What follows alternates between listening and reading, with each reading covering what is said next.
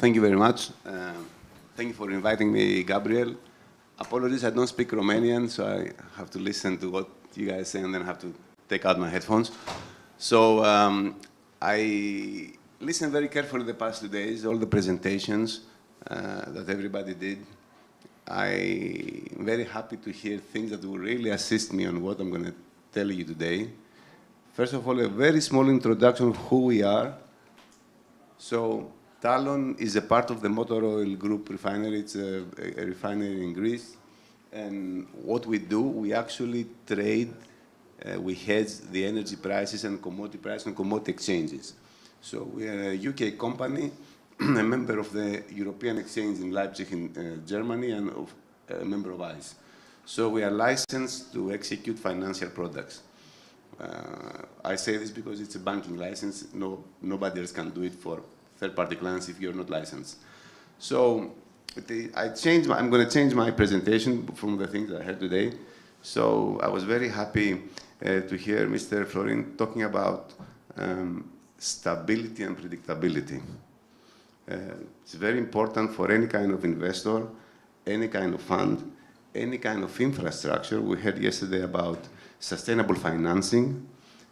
Any kind of such endeavor requires an expected IRR.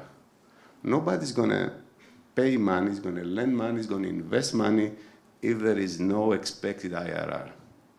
And the problem is, in the environment that we live the past at least 2 years, because I've been in the market 20 years, but the past 2 years have been crazy, with oil going to negative in the US markets 2 years ago and doing local highs at 125 today.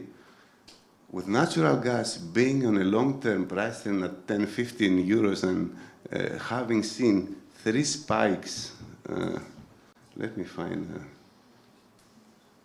so these are the 3 spikes of natural gas that took place in October, December, and February before the war. And then all of a sudden, we hear, for example, about IRR. IRR on what price?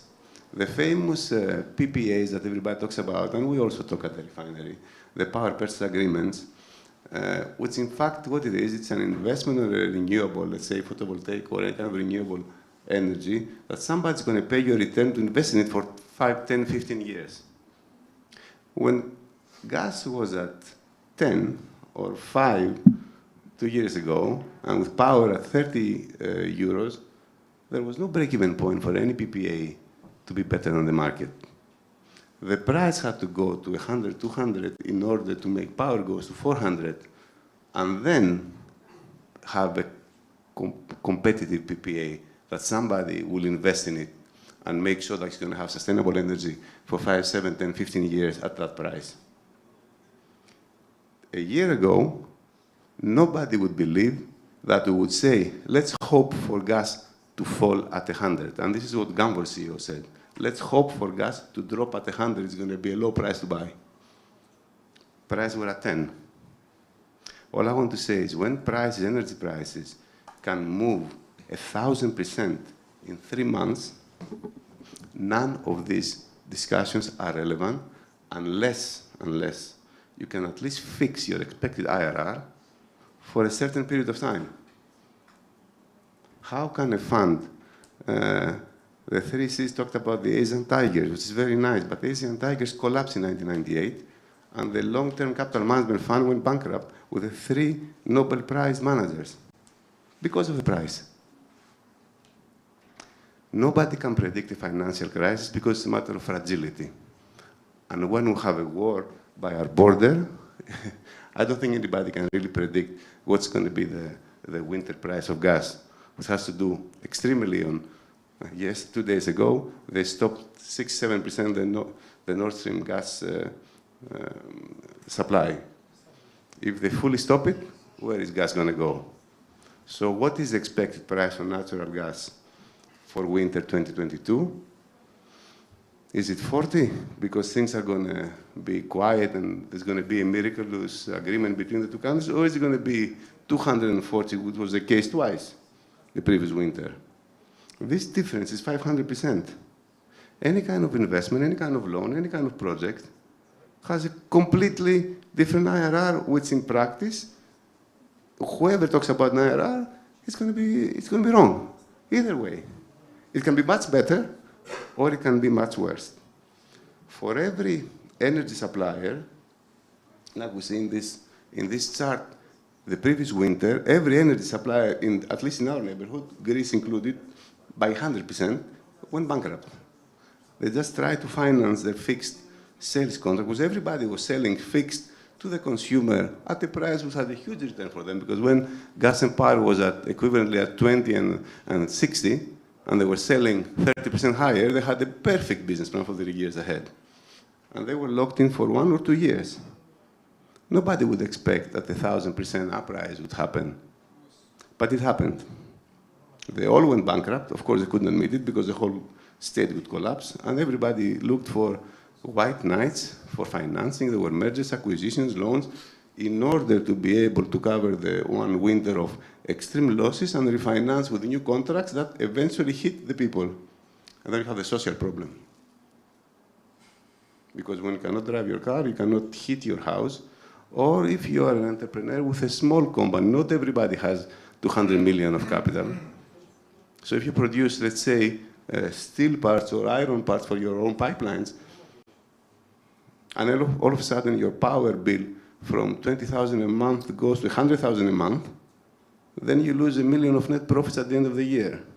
And such companies do not make two. It's even worse. So all I want to say, and I'm going to wrap up my speech, because what we do and what we see happening now, and we have people, even small developers that build buildings calling us, is we start to have to think about fixing budgeting costs of raw materials and energy if we really want to have any kind of project, infrastructure, pipelines, transmission lines, funding, sustainable funding.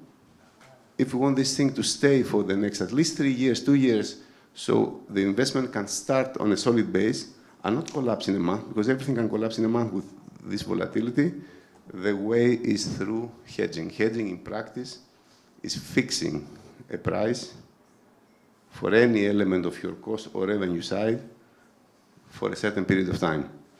And what do we do? These were just a few examples. For example, this is actually 2 days ago. 2 days ago, natural gas was at 95. After the first announcement of the cut of the Nord Stream supply, it was at 95. So we produced a product that somebody would make money between 95 and 145, which in practice is the green area, to hedge. By the time we sent to our clients, in 2 days, price was 120. Which means if anybody wanted to protect himself until the end of the winter restocking at the 95 level, they could. So, because they're very, very technical, the same applies for carbon emissions. Carbon emissions, in fact, is a tax. It's an implicit tax on the green agenda, because the green agenda of Europe cannot go through and cannot go to hydrogen. Hydrogen showed up. Before hydrogen, a year ago, it was natural gas. And hydrogen shows up with a much better efficiency on power, thermodynamic delivery. So all of a sudden, natural gas is going to become the transition fuel for hydrogen to come. For hydrogen to come, you have to have very high carbon emission price in order to allow for the switching. So let's be very careful, because all these investments and all these agendas and all this funding require high energy prices, because price is the catalyst to allow for this. Low prices and this development cannot happen. High prices and this development can happen, but high prices can result to bankruptcies if there is no budgeting or fixing of pricing for at least the project period.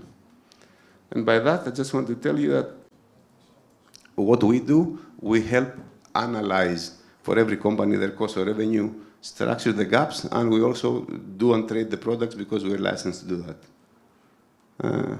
Thank you very much, and this is all.